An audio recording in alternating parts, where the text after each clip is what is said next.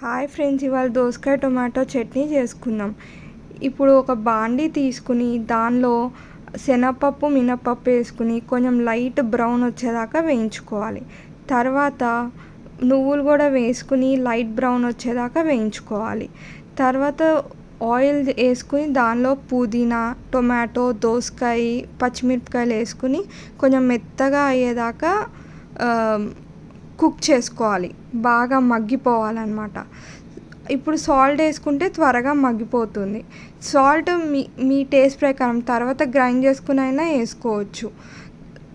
తర్వాత stove off చేయాలి బాగా మెత్తగా అయిపోయినాక. ఫస్ట్ డ్రై ఇంగ్రీడియంట్సే ముందు మిక్సీ చేసుకోవాలి.